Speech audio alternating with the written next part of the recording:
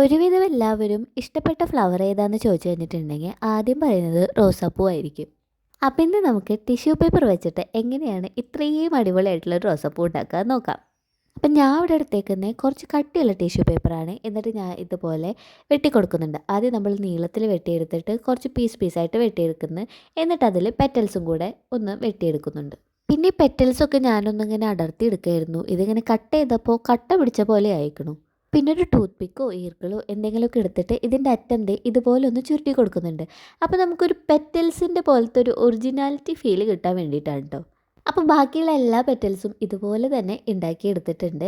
ഇനി നമുക്കിതെല്ലാം കൂടി ഒട്ടിക്കലാണ് പരിപാടി. അപ്പോൾ നമ്മളിതിങ്ങനെ എല്ലാം നിരനിരയായിട്ട് വെച്ചിട്ട് പിന്നെ അതിൻ്റെ മീതെ ഒരു ലെയറും കൂടി ഇതേപോലെ ഒട്ടിച്ചു കൊടുക്കാം.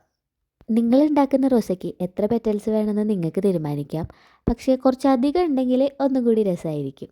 വളരെ ഈസി ആയിട്ടുള്ള പ്രോസസ്സാണ്. ഇത് ചെയ്ത് നോക്കിയില്ലെങ്കിൽ നഷ്ടമാണ്. കാരണം ഇത് ഉണ്ടാക്കി കഴിഞ്ഞ് കഴിഞ്ഞിട്ടുണ്ടെങ്കിൽ നല്ല അടിപൊളി റോസാണ് കേട്ടോ കിട്ടാൻ പോകുന്നത്. അപ്പോൾ സ്റ്റെമ്മായിട്ട് ഞാൻ പറമ്പിലൊക്കെ നടന്ന ഒരു ചുള്ളിക്കമ്പ് പറക്കിക്കൊണ്ട് വന്നിട്ടുണ്ട്. അപ്പോൾ അതുമേലേക്ക് നമ്മൾ നേരത്തെ അറേഞ്ച് ചെയ്ത് വെച്ചേക്കുന്ന പെറ്റൽസ് ഉണ്ടല്ലോ, ഇതേപോലെ ഇങ്ങനെ ചുറ്റിക്കൊണ്ടേയിരിക്കുക. അങ്ങനെ ചുറ്റി അവസാനം നമുക്കിത് ഇതുപോലുള്ള ഒരു ഔട്ട്പുട്ടാണ് കിട്ടാൻ പോകുന്നത്. പിന്നെ ബാക്കി പെറ്റൽസൊക്കെ ഉണ്ടെങ്കിൽ ഇതേപോലെ നമുക്ക് ഓരോ സൈഡിലും നമുക്ക് കുറവ് തോന്നുന്നുണ്ടെങ്കിൽ അവിടെയൊക്കെ ഇങ്ങനെ ഒട്ടിച്ചു കൊടുക്കാം. ഇപ്പം തന്നെ ഇത് കാണാൻ എന്തൊരു അടിപൊളിയാണല്ലേ.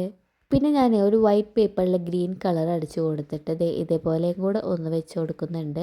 എന്തായാലും ഒരു ഫ്ലവർ അല്ലേ, ഇതില്ലാണ്ട് പറ്റില്ലല്ലോ. എൻ്റെ അമ്മയ്ക്ക് ഈ വൈറ്റ് റോസാണ് കേട്ടോ ഇഷ്ടപ്പെട്ടത്. എനിക്കിതേ ഈ പിങ്കും ഞാൻ കുറച്ച് ഷെയ്ഡ് കൊടുത്തതാണ്. നിങ്ങൾക്കിതിൽ ഏതാ ഇഷ്ടപ്പെട്ടതെന്ന് കമൻറ്റ് ചെയ്യണം. അപ്പോൾ ഇഷ്ടപ്പെട്ടാൽ ലൈക്ക് ചെയ്യാനും സബ്സ്ക്രൈബ് ചെയ്യാനും മറക്കണ്ട.